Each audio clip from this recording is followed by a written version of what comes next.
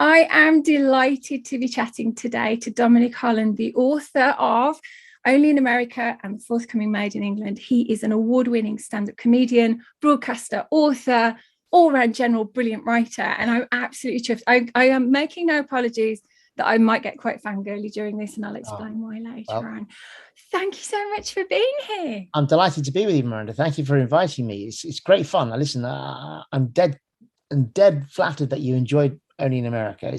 And also the success that you've had, and so I'm very heartened by how it impacted on you. It's true. The part of the reason I'm writing today is because I read this book. So we're talking about the first book, Only in America. I just happen to have my copy here, like I had it. So Only in America, which was published in 2002. Yes, a long time ago now. Gosh, it dates me. I read this in 2004. And so it's really lovely to hear that Only in America has been reissued, is there again, because I've been telling people about this for years. And it's so lovely to be able to talk about it again. So I picked this up and read it and absolutely loved it. I love the story. I love Milly, the central character. I love all the brilliant cast of characters around it as well. It read like a classic right from the beginning. It's like an old friend, and I do periodically go back and read it, which is why my copy is in a little bit of a state. I want to know, where did the idea for Only in America come from? Well, it was a bit of a fluke, Miranda, because I was a stand-up comic, and I'd written a screenplay which I'd sold to some pretty serious people in London, and they were, had big histories in movies, had made some very, very successful films. And I just thought, this is really exciting. I'm going to get a movie made and I'm going to become a Richard Curtis. Why not? Movies get made. Why shouldn't I make movies? I knew I could make people laugh on stage. So I had these very exciting meetings in London, and then people were calling me the new Frank Capra. And you were a kind of modern day male equivalent of Nora Ephron. And it took about 2 years to die. And I said to my girlfriend at the time, now my wife, I said, what's mad about the world of film is that all it really is circumventing all this nonsense and getting your script straight into the in tray of a decision maker, the sort of person who can just say, make this movie. And I said, if you could do that, you could get a movie made. And I said to myself, wouldn't it be comic if that happened by chance? Yeah. And that was really the kernel of Only in America. So it was my pain through having written this first screenplay and its failure, its ultimate failure, that really inspired the story of Only in America. And so I was Milly. I was the guy who'd written this script, but I couldn't get it read, couldn't get it made. And it was Nikki, my wife, who said, okay, if you're going to write the story Only in America, don't do it as a bloke, make it a female writer. And make it romantic. She said, make it a romantic comedy, Dom, because women love romantic comedies. And you're a funny bloke. You can make a funny story. And I have to say, it felt right to me. When I wrote the book, I thought, God, this is a really good story. And this is compelling. And I think people reading this will want to see how it concludes. And if I make this, if I give it this euphoric ending, which Only in America has, it's only going to have an impact of making people feel good about themselves. I think Only in America is a feel great story. Absolutely. Yes. I think in our lives, there's little moments where our lives can change irrevocably and completely and excitingly, and they don't. Because most people don't have Milly's trajectory. Most people are stuck in a way, stuck in their lives and just do their best and it plays out. Whereas Milly, with fiction, you can take it to the Hollywood Hills, right? Sure. So I loved writing it. It came out in 2002 and I cherish it. You're very kind about it, Miranda, but me as the author as well, I really do hold it quite dear to me because it was my first book, which is a big thing, as you know, like your first child. Oh, yeah. And you always love your first book, don't you? Yeah, I think so. And I invariably as well, it's people's best books, the first book, because it's the one you spend most on. It's your best story. It's your best chance, if you like. I'm very heartened because I do get emails from all over the world from people who've read Only in America. They're on a beach, they're in Copacabana, they're in Miami, they're in Australia. You always get to nicer places than you go yourself. Do you find that? I'm on a cruise. I've never been on a cruise. My book's been on a cruise. I've been on cruises, mate. I've been doing gigs on cruises. I do gigs in big theatres. Oh, wow. So yeah, I do cruises and I see people reading the same books because they're by the same authors, bought from the same shops. And that for me is a source of frustration because I know that the best books out there aren't always the ones that people think they should be reading. Absolutely. And I think readers are not given enough credit, particularly by publishers. I think they think that you stick to one type of book and that's fine. Yeah. Every reader I've met, they're the most discerning bunch of people you're likely to come across. They will happily read anything. If it's a great story, they'll read it, as long as it's a great story with great central character. And I think that's one of the things, one of the enduring qualities of Only in America, and one of the reasons why I was so excited to find out about Made in England and to see where they are now. Because you do think, I think the stories that you carry with you are the ones going, I wonder where they are now and what are they doing? And the loveliest thing is when you get a letter from a reader who goes, but what happens next? Like, we need a sequel. We need it now because I've spent all this time invested in this character and I want to know what's happening with them now. I was deciding to write a sequel to reprise those two characters, Milly and Jonson. Yeah. And I thought, because it was in lockdown, all my gigs cancelled. I had nothing to do. I'm very productive. I like to do things. I don't like to just sit around, wait for the phone to ring. So I thought, well, I've got to do something in lockdown. So I decided to write a novel. And I thought, well, why not reprise those characters? Were they sort of people that you thought of? Were the characters that you thought of over the years? Or was it just kind of like, no, I really love them, I think I'll go back? Was it sort of a moment inspired by the craziness of the pandemic? Well, it felt like a bit of a shortcut for me, being able to reprise them because I do know them quite well from the previous book. But also, I felt very confident in the story that I created for Made in England. I felt it fitted very well, and you know, Milly having writer's block because she'd made it in Hollywood. She's got the big house and Mitch and the girls, and she's married and she's successful, but she's got writer's block, which everyone goes through. And Jonson can be the guy who purges that block. I just think, well, that's a great device, and anyone who has read Only in America is going to love Made in England for that reason alone. I didn't have a title for it. All I had was the central premise of maybe a starting point of a drama. Yeah. And I thought, well, I'll bring Milly back and I'll bring Jonson back. And because I know the characters, I thought, well, that's going to help me. All I had was this one central idea for a drama, which has been in my head for years since I was a young kid. I mean, maybe even since I was in my 20s. Yeah. But it's just the notion that there are people who, in my head at least, who leave very valuable things in very innocuous places, like a violin, like on the tube in London. Yeah. And whenever I hear of a Stradivarius been left on a park bench or left on a tube, I always think, okay, I need to know two things or three things. Who has that Stradivarius? Yeah. Because they're obviously loaded. What the hell are they doing on the tube? Because they're obviously loaded. And what the hell, how tired are they to leave a Stradivarius? I mean, I've never even left my phone on a tube, let alone £1 million worth of violin. Yeah. So that's the kernel for Made in England. Around that one thing, this entire story revolves. The idea of it being an object, because in Only in America, there's a script that gets left.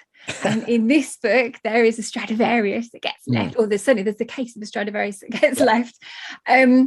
And the idea that there's one object that can just spark an entire journey for so many people and bringing people together who otherwise wouldn't have met. I love that. It's there in Only in America, but I think in Made in England, it really comes into its own because you have these interlocking threads of stories. Yes. But you're so invested in each character, in each character's story. Because if you had them side by side, they wouldn't be connected. But the fact they are connected, then they are all connected by this one instrument. Was there some kind of catharsis when you were writing it? Did you find it just sort of reassuring for you to go back to characters that you knew before and to be able to talk about things that matter now? I certainly felt it very cathartic just to have a new novel. I did it as an exercise online. I wrote it online for my Patreon. And I always said to myself, unless this has got legs and is a worthy follow-up, I won't publish it. Made in England, I'm a bit more mature now. I'm less known as a comedian, more known just as a general bloke or a dad of a famous actor. So I feel a broader license to just write a good story. I think what comes across in all the characters actually is that they have a huge amount of heart. And in Only America, like you say, it's primarily a romantic comedy. It's a race against time. There's lots of threads that don't come together until right at the end. And I love it. I love even like the great big finish, which you're hoping for. There's still a twist at the end that you don't see coming. And I love that. That's what I love about it. Every time you read it, you find something else. I'm all about feel good. I write from that perspective. In Made in England, you don't know how it's going to resolve as you're reading. No, absolutely. You don't know. But in Only in America, it's patently obvious from the third chapter that Milly is going to prevail. Okay. And like in Pretty Woman, we all know that Richard and Julia Roberts are going to become a team. They're going to become an item. Sure. But that doesn't detract from the enjoyment of the story. We enjoy seeing the denouement of Richard and Julia falling in love. Yeah. And at the end of it, when they fall in love, we feel euphoric. Absolutely. And I think that's fascinating about storytelling. Only in America is that story where we know Milly is going to make it, and she does, and we love the fact that she made it. And then you can write a book like Made in England where you're never quite sure how I'm going to resolve the story. Yeah. And I think you could, because you write characters that have such heart, you are rooting for them. And so it doesn't kind of matter where the story's going, you are in for it. You're in for it to find out what's going on. It's really interesting that you mention Pretty Woman, because I really felt like Made in England is like, and she rescues him right back. And I really feel that idea of the things that were laid out in Only in America, and the kind of friendships and the things that needed to happen in order for Milly's story to go the way that it did, even though in Made in England, you don't know how it's going to resolve. You don't know if it's going to resolve. You're rooting for Milly all the way through. You're rooting for Jonson all the way through, because you really care about them as an author, that we're okay. We're okay. We've just got to hang in there. Sure. We're okay, and we're going to get there, which for me, I think as a reader, I love that. I don't think that makes it fluffy. I think that makes it compelling. I was very nervous though, Miranda, because I first saw you. I'm not terribly adept at social media. I have a platform. A lot of the people on my platforms are because of who my son is. So I'm not terribly invested. I don't tweet. I don't get involved in political discussions and stuff. And I saw your name, and you had maybe hashtagged Only in America as it flashed up on my feed. And I just a bit intrigued. And I thought, oh gosh, who's this lady called Miranda who's talking about Only in America? And you said that, and I did a bit of research on you, and I looked at your success, and I thought, oh, blimey. And it did say that Only in America was one of the books that inspired you to write. Yeah. So I said to Nikki, hey, Nikki, look at this girl. She's read Only in America, and she's gone on to become a very successful author. So I was very heartened by that. So when we started chatting, I think I sent you a message to say thank you very much. I'm very grateful for you doing it. Yeah, it was a lovely message. I know I was ever so slightly starstruck. But when we started chatting, I thought to myself, gosh, because Miranda has got writing chops and has got this background and this success, you'll be a great read for Made in England, because you know Only in America so well. You read it and reread it. Yeah. So I thought, actually, because you don't know me, first of all, you'll be able to be honest. Yeah. Yeah. Okay. And I thought you'll be a really good acid test for me. So when I sent you Made in England, I thought to myself, well, I'll tell you what, because I sent you a pretty agricultural draft as well, early doors. Yeah, it was a really early draft. Yeah. And I thought, you know what, if this lady doesn't like it, then that'll be a really good marker down. So when you came, I didn't realize the pressure. I should. Well, I didn't want to presume anything. You see, I wanted to get a real honest read. You took a long time, and I thought actually maybe she just doesn't. She's embarrassed and she doesn't want to come back to me. And then you finally came back to me with a really nice note, and that for me was a massive breakthrough.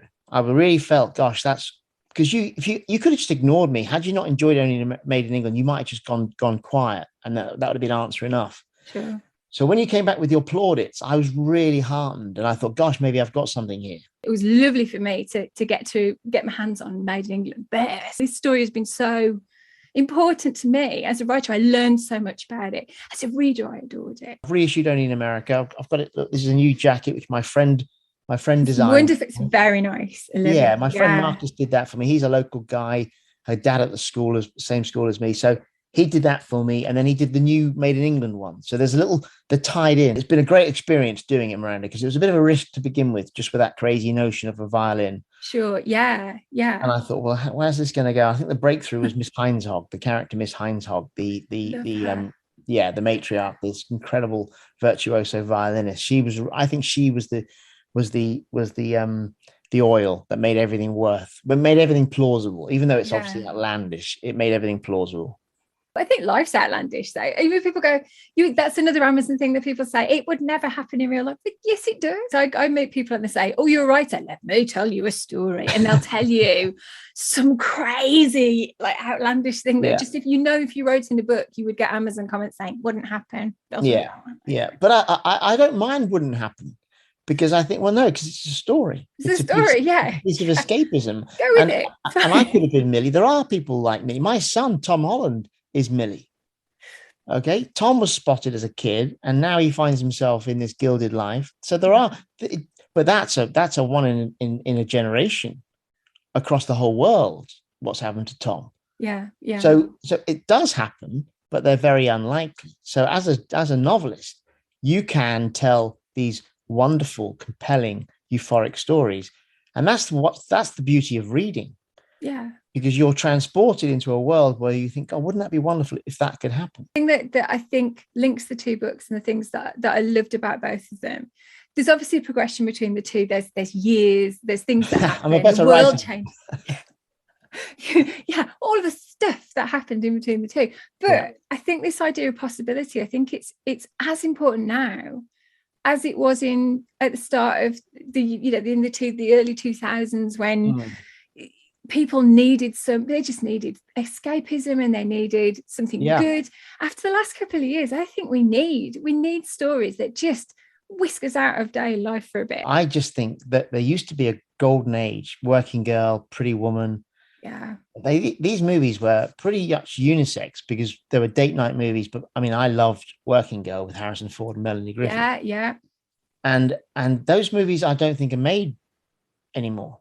And I think people love them. I think the very fact that whenever they do the kind of Britain's favourite rom-com, it's always Love Actually, which actually people nowadays go, there's a lot wrong with it, but it's how it made people feel. And I think it's something that was missing. I think it's something we need to return to. And that's why I'm really excited that a whole new generation of readers, a whole new generation of readers are going to read Only in America, because it has that classic feel good. It's not just a romantic comedy, it's a thrill ride, it's a race against time, there's so much else going on there rather than just a story about boy meets girl. Yes, it's boy meets girl, but it's also girl meets dream, and it's friends working together. Great. All of these films had a particular sense. I think heart. They didn't talk. Yeah, heart. I think that what stands the test of time is the heart of those characters, and we don't change. Or the world might have changed. We don't change, and we're all hoping for something better. We all have dreams we think we're never gonna find. We all find ourselves in situations and we go, "How the heck did I get here? And how am I going to get out of it?" And we're all hoping for kind of the magic moment where the spotlight shines and everything's all right in the end. And I think all of those things are in the books and spades, and it's been so lovely for me. It's been lovely for me to talk to you about it as well, because when you read a book that you really love, you want to talk to the author and ask lots of questions. I love that so many of the sort of questions that I had over the years of kind of wonder what they're doing, I wonder what's happening to them, are answered. And so lovely also that readers won't have to wait as long as I did to find out. That's not a criticism, but it's wonderful. So it has been just so lovely to talk to you. Where can people buy? They're both on Amazon. You can get printed books, which I can sign from my website, DominicHollandBooks.com. Okay. And that way I have a little stash at home. I dispatch them all over the world, and I can write messages for people. But principally, people get them online at Ingram Spark or on Amazon. And we'll put all the links up as well. So don't worry if you missed the links. They'll all be up there so everyone knows. That's kind. So Made in England is out on the 3rd of July. 3rd of July, yeah. And it can be pre-ordered on Amazon now. At the back of the new edition of Only in America, I put the first chapter of Made in England. So again, brilliant. Yeah, so you can see straight away where it's going. So I'm doing it right. I'm excited. I love the fact to rekindle these characters and to have something new. Start the revolution right here and get everybody excited about it. It is fantastic. Get hold of these books. Do Only in America first, because read Only in America first. Yes. While you wait, but pre-order Made in England at the same time, and then you won't have that long to wait, because 3rd of July, we're not far off. Lovely. All good. Very Thank you so much. Not at all. Thank you. And wishing you every success with these books. And we want more.